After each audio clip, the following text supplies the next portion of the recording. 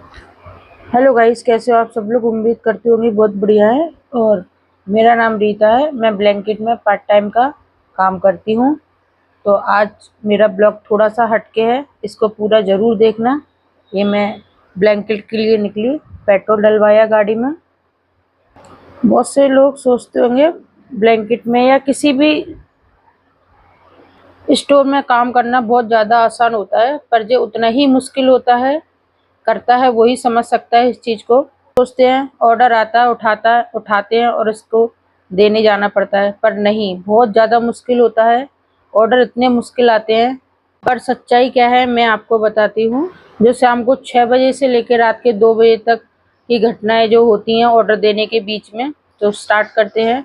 ये ऑर्डर आया था पहला, जो सीढ़ियों पे सेकंड फ्लोर पे था, जिसको ये मल्टी का ऑर्डर था। तो मल्टी के ऑर्डर में क्या होता है, गार्ड साहब को एंट्री यहाँ करानी पड़ती है जब वो अंदर आने देते हैं। तो मैडम फ़ोन भी नहीं उठा रही थी, फिर मैं घंटी बजाई। उन्होंने मेरे को समझा दिया, गार्ड साहब ने, कैसे जाना है आपको। फ्लैट नंबर भी फ्लैट के आगे नहीं डाल रखा था। तो ये बहुत ज़्यादा मुश्किल होती है, पर ये लोग नहीं समझते हैं। फिर भी बोलते हैं आपने ऑर्डर कंप्लीट नहीं किया। फिर स्टोर पहुंच के स्कैन किया और दूसरा ऑर्डर आ गया था। ये भी मेरा सेकंड फ्लोर का था। इसको भी सेकंड फ्लोर पे सीढ़ियों के द्वारा ले जाना था, जिसमें बैग में दूध की थैली, पानी की बोतल, ये भारी आइटम थे। कम से कम 5 से 7 आइटम थे, जिसका वजन 10 से 15 किलो था। इतनी मेहनत होती है ना, बहुत ज़्यादा मेहनत हो जाती है। बार बार सीढ़ियाँ चढ़ो और उतरो, और कमाई ना के बराबर है। ऑर्डर भी कंप्लीट किया। जैसे जैसे रात होती है ट्रैफिक तो कम हो जाता है, पर जयपुर की गलियां इतनी ख़राब हो चुकी हैं, गाड़ी पे इतने ब्रेकर लगते हैं, खराब हो जाती है पूरी बॉडी की। ये भी सीढ़ियों से ही जाना था।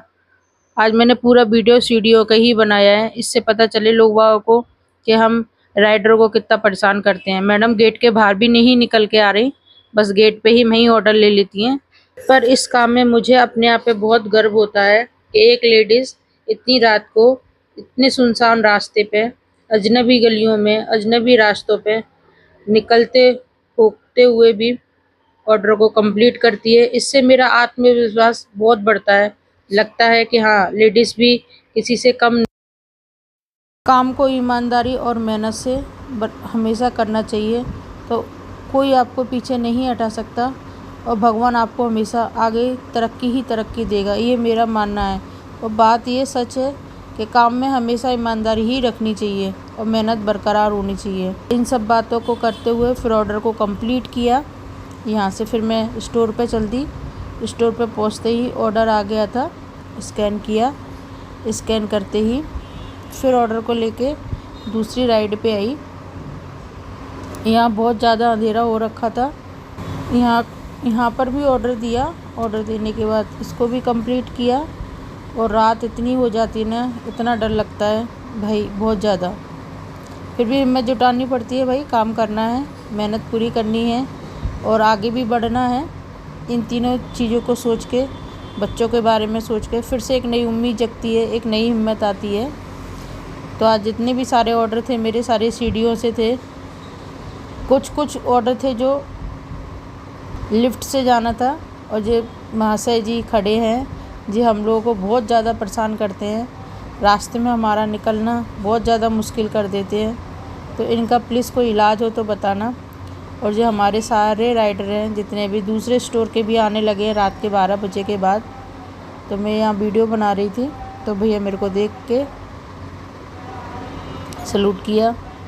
और सारे जितने भी ये बच्चे हैं सब मेरे को देख के चौंक जाते हैं, बोलते हैं कि मैडम आप भी हमारे साथ बाकायदा बरकरार काम करती हो। तो आज फादर्स डे है, तो उस सब के लिए ऑर्डर सारे तैयार हो गए थे। और मेरी तरफ से जितने भी सारे हिंदुस्तान में फादर हैं, उन सबको मेरी तरफ से हैप्पी फादर्स डे। और कैसा लगा मेरा मिनी ब्लॉग तो मुझे ज़रूर बताना। कुछ गलतियाँ, कुछ कमियाँ हो तो वो कमेंट्स करके बताना, उनको मैं सुधारने की बहुत कोशिश करूँगी।